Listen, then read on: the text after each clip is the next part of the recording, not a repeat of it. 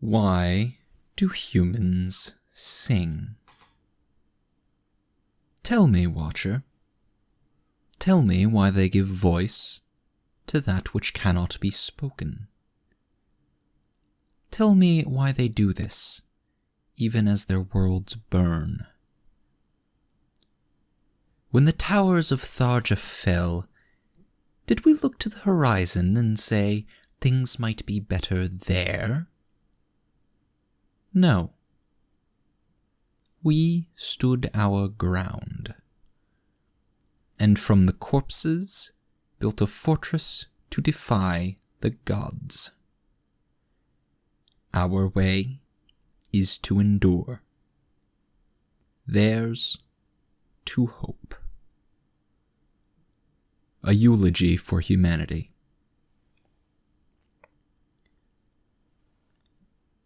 Deep in the heart of a dead star, an old arthropod limped through ancient halls.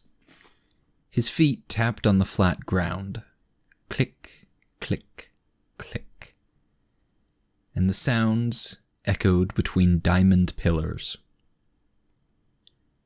The glittering columns were larger than mountains, and older than most life. Up into the black darkness they rose, and from within each came a glow that bathed the Hall of Icons in a somber blue. The curator regarded the swaddled infant resting in his claws. The tiny primate stared back, and he could not help but shudder. It was an unsettling sight, even now, decades after the cleansing. It had taken a grand coalition of species from across the galaxy to put them down. And still, these apes had made them bleed. He found he could not meet the infant's gaze. He stopped in front of a glowing two-dimensional shape. The portal cast flickering shadows on the walls. A statue stood to one side. A winged reptilian creature with rows of sharp teeth and long, dexterous fingers. Sapient carnivores were always trouble. The Falme had been no exception. After decades of illegal expansion, they invaded a small planet that was home to uncontacted but intelligent life. They consumed the entire population. Genocide is the worst sin, and it requires retribution in kind. Lightning fissures the sky as storm-piled clouds tower around my flagship. I look down upon a churning ocean. Unnatural storms batter an enormous mountain, jutting proudly from the waves. Millions of Falme huddle within. Their first city has become their last. I tell myself they brought this upon themselves. Swarms of flying reptiles wearing ceremonial battle armor take to the skies in a last-ditch effort to stave off their own extinction. My officers cheer, but I can't even smile. I give the order, and the sky breaks open. Ecological warfare was nothing new to the Exanth. Most species had a critical dependence on one substance or another. For the Falme, it was water. It was a simple matter to poison the oceans on their major worlds. Devastating storms battered their cities and ruined their infrastructure. Soon enough, they were so weak that the fledgling empire collapsed under its own weight. A single Exanth fleet, led by General Sheo, was able to wipe them out. This was Sheo's first strategy against humanity as well. Like the Falme, they were extremely dependent on liquid water. Unfortunately, it was less successful against them. In less than a year, they discovered a way to extract the poison on a planetary scale. They immediately purified all their worlds. After another decade, they discovered 1 million uses for the substance, from industry to medicine to war. And thanks to the Xanth, they possessed a nearly unlimited supply. In the end, all Sheo did was help the humans. The curator glanced at the portal, and for a moment considered passing through. He knew it would lead to a mountain island on a watery planet. Within that mountain dwelt a single inhabitant, an icon. The only living Falme was very intelligent and a good conversationalist. Like all icons, she had been cloned back to life as a monument to a dead race. And like all icons, she reminded the curator of his guilt. The Falme may have committed the worst sin, but what was a cleansing, if not sacred genocide? The scriptures claimed there was no sin as long as an icon was created to honor the extinct. But ancient texts did little to ease his conscience. He continued until he came across a second portal and its statue. Like the others, this statue was life-sized. A long, many-segmented body lay half on the ground and half looming overhead. Dozens of skittering legs flanked the chitinous body. 2 clawed appendages hung from the uppermost segment, and perched on the very top as a naturally armored head. The Lu had arrived from somewhere outside the galaxy, and immediately began taking worlds.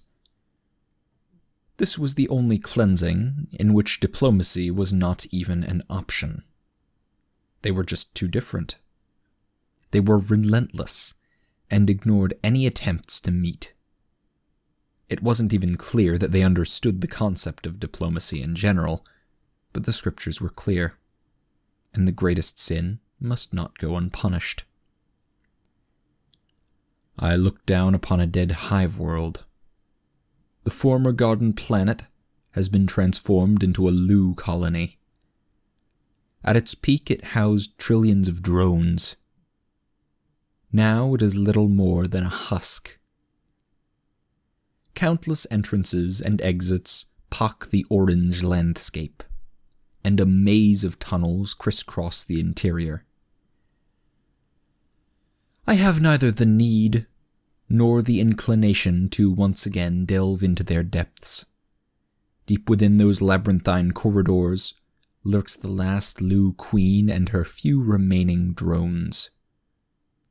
The sterility virus has done its work. I command the world breakers to begin. Asteroids begin raining down upon the scarred landscape, blasting enormous craters into the hive and casting chunks out into the black abyss. The curator looked up at the statue of the Lu Queen.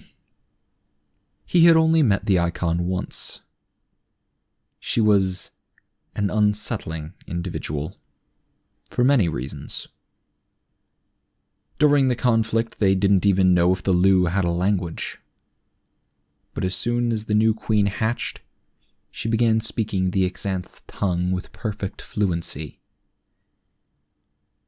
And unlike the other icons, she seemed to actually remember the cleansing that wiped out her species. The curator found himself unable to speak with her again. After humanity had survived the poison, General Sheo decided a new approach was in order. He unleashed upon them the same sterility virus that had hamstrung the Lu. The humans quickly focused research on artificial forms of reproduction. Soon they were bypassing pregnancy altogether and mass-producing perfect warriors, using the knowledge they had gained solving the problem the Exanth introduced. Again, all Shio managed to do was help them. The curator continued to make his way between the luminescent pillars. After some time, he arrived at the third portal. This one was guarded by a statue of a fearsome ape. The life-size representation stood on all four limbs and towered over him. Giant fangs protruded from its mouth, and absurd muscles covered its body. The Pund had shown promise at first. Their homeworld was rich with all kinds of natural resources, and they were willing to trade with anyone. Considerable business savvy, combined with a natural proficiency in combat, allowed their mercantile empire to grow quickly. No one dared rob them, or even look at them in the wrong way. Eventually they became proud, and old instincts began to overcome their more recent equanimity.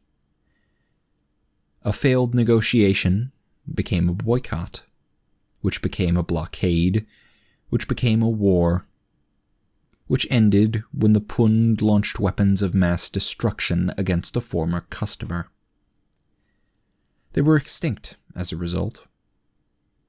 The greatest sin requires the most severe response.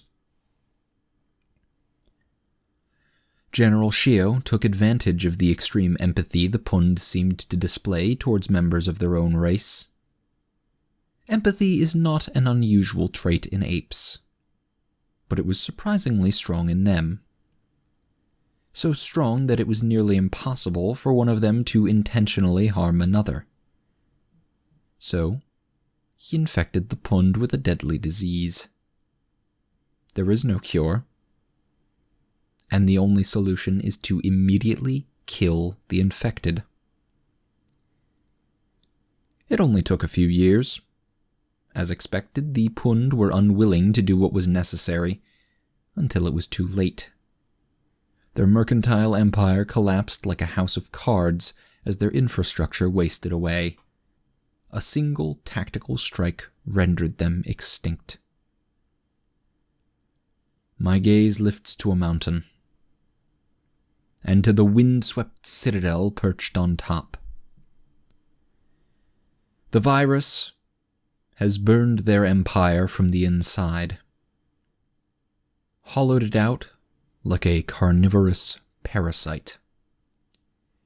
In the end, they had no choice but to retreat to their home planet, and their last stronghold. Ancient structures and monolithic statues dot the horizon. Directly behind me, the mountain descends into a jungle as deep as the ocean. I wonder what leviathans lurk beneath the canopy. I find myself longing for the life of a scientist. Why did I have to be born into this role? Why must I bear this burden? The wind carries down sounds from the ramparts, impotent screams of rage, perhaps, or supplications to an uncaring god. Regardless, the Pund know their end has come. I don't have to be here. I don't have to see this. Why do I torture myself this way? Perhaps I feel their death must have some meaning. If I don't mourn their passing, who will? I command the thunder barges to complete this cleansing. Lightning courses from the heavens, and the Pund pay the final price for their sins. After the second failure, General Shio decided to infect the humans with the same affliction that had wiped out the Pund. Their physiology was similar to that of humanity. Both species had 4 limbs, each with 5 fingers. Both had soft skin covered in hair. They both gave birth to live young. They even had similar social structures. If it worked on the Pund, perhaps it would work on humanity. Shio infected the human hub worlds first, and from there the plague found its way to every human planet. He thought that humanity would refuse to do what it must until it was too late, just like the Pund. Surely the whole-scale slaughter of infected innocents was a level of depraved pragmatism to which humanity could never sink. But they were nothing if not surprising. Beneath all their beauty and knowledge lurked a terrible barbarism. They experimented on their own people in futile attempts to find a cure. Not only did they kill the infected, they razed entire worlds to stop the spread. It worked. Of the first 3 attempts, this was the only one that did any lasting damage to the humans. Shio hit them hard and made them scared. But in doing so, he awoke old instincts. He forced the humans to cross certain lines that had not been crossed in millennia. He reminded mankind what it was like to snarl into the implacable night. Thanks to his hubris, the Exanth now faced a more primal humanity. It wasn't always like this. Humanity had seemed wonderful at first, before the catastrophe. They brought so much art, so much science and wonder and joy. They helped the Exanth cure diseases, showed them how to grow crops in the most extreme climates. The humans were natural problem solvers. Terraforming is not something young species know how to do, but they brought dead worlds to life like it was second nature. But they spread so quickly, so unpredictably. Who would have thought they would colonize an entire system with no water? That compound so vital to their existence. Or build cities inside boiling gas giants. The prospect of one day being neighbors with these beautiful lunatics was frightening. So General Shio implemented a containment plan. It would be subtle. If all went well, humans wouldn't even know they were being manipulated. It seemed simple at the time. Use social engineering to spread the Exanth religion, Hessa, to human worlds. Evangelism was a tried and true strategy. No 2 members of the same religion would have any reason to hurt each other. Any Exanth child knows this. In retrospect, it was clear that a more thorough examination of human history would have been prudent. They did indeed adopt portions of Hessa. It took a few centuries, but soon enough their dominant religion was starting to look a lot like Exanth faith. Shio expected this to increase friendliness between the 2 species. It did not. You see, before this point, the concept of heresy was not something the Exanth were terribly familiar with. They do not go to war over religious disagreements. As it turns out, humans do. They proclaimed their version of Hessa to be divinely inspired, and the Exanth faith a corruption of the truth. With no better options, the Exanth government came clean and admitted they had been responsible for this religion the humans now clung to with such zeal. It came from flesh and blood, not from God. The Exanth expected anger, resentment, maybe even denial. At worst, the humans might sever diplomatic ties. What they got was a holy war that burned 1,000 systems to the ground. Humanity declared a cleansing of their own, tore halfway across the galaxy and nearly cut out their heart. Never before had the galaxy seen such reckless savagery. Was this truly the same race that had taught the Exanth how to sing? The curator couldn't decide which was more terrifying: the war itself, or the fact that humanity had always been capable of such savagery. No cleansing was longer or more brutal than this one. 3 times Shio tried to end them, and 3 times he only made them stronger. He poisoned their water, they learned to use poison. He rendered them sterile, this didn't even slow them down. What kind of abominations increase in number after you eliminate their natural reproductive process? He infected them with a terrible plague. They killed the infective, and in doing so remembered what it was like to survive at any cost. The curator sighed. He wanted nothing more than to say he finally figured it out. That he identified a human weakness and exploited it. But humanity had so many weaknesses, and for each weakness they had already found a way to turn it into a strength. Their past failures protected them like overlapping plates of armor. By this point, the only solution was overwhelming power. Humanity was on their doorstep before the tide turned. I stand on a mountain and watch as the human catastrophe reaches its zenith. Their techno-paladins take to the ashen sky, shining rays of gold in their wake, and carve our thunder barges like so much gristle. Our orbital god cannons dispense justice on a continental scale, and the humans respond in kind. None of that matters now. I look to the east and to the west. The towers of Tharja dominate both horizons. Like the bones of a dead god, they rise from the ground, pierce the firmament, and hold Medina Prime's twin moons in place, lest they stray from their celestial path. Today, they burn. Titanic columns of fire light the night sky and illuminate the war-torn landscape with a ruddy glow. Is it possible? If they fall, what does it mean? Is God on their side after all? I realize that I don't mind. Perhaps this is my redemption.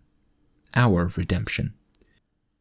For all the species we've killed, for all the death we've caused, can anyone argue that we don't deserve this? Burning mountains fall from the sky. Colossal heaps of metal and stone. I hold my arms wide and welcome the end. But God has other plans. I watch as Armageddon scours the planet, as fire pours from the heavens and consumes both armies. The world trembles, but he spares me. How do I, the greatest sinner, the ultimate hypocrite, deserve life when so many do not? A million lights appear in the northern sky. The coalition. Our salvation has come, but my heart sinks. How foolish of me to hope I might deserve redemption. I am a necessary evil, and there is no escaping the necessity of my sin. Even the might of humanity faltered against a united galaxy. General Shio pushed them back to their home system at a hideous cost. The conflict lasted centuries longer than it had any right to. The humans kept fighting, even after their own defeat was a foregone conclusion. When the grim truth stared them in the face, they laughed and spit in its eye. Their worlds burned, and still they sang of a victory that would never come. The curator wondered what it was like to be driven by such insane optimism. They caused 7 more extinctions simply retreating. The destruction was so great that many Exanth began to see these as the end times. The most holy Exanth world lay in ruins, and their faith itself was in jeopardy. Even their victory at Medina Prime was devastatingly costly at best, and Pyrrhic at worst. The curator stopped in front of the last portal, and the newest statue.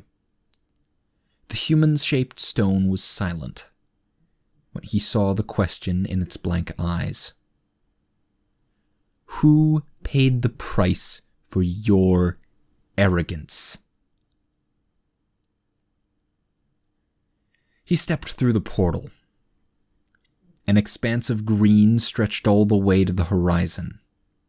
Trees, animals, and all manner of wonderful alien life peppered the landscape. 2 rivers met in the distance, and between them lay a bountiful garden. He couldn't imagine a more fitting home for the new icon.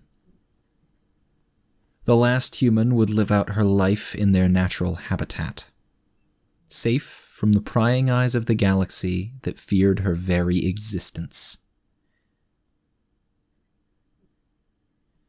The curator looked down at her tiny face, so helpless and innocent. But when he looked at her fragile skin, the huge head, those eyes filled with relentless curiosity, the prehensile thumbs, and the hands with 5 fingers, he couldn't help but remember their terrifying potential. Never had the creation of a new icon filled him with such dread. He had been against it from the beginning. "It is our way," they had said. "A human icon must be created lest we become guilty of the worst sin. We already bear that guilt, let us not delude ourselves on that matter. A living human would accomplish nothing, except perhaps to assuage the guilt of pious fools. Then what possible danger is there? Of what consequence is possibility when humanity is involved?" They called him paranoid. He called them blind. You do not know a person until you fight them, and no one knew humanity like he did. I know why humans sang. When all was dark, they saw the light.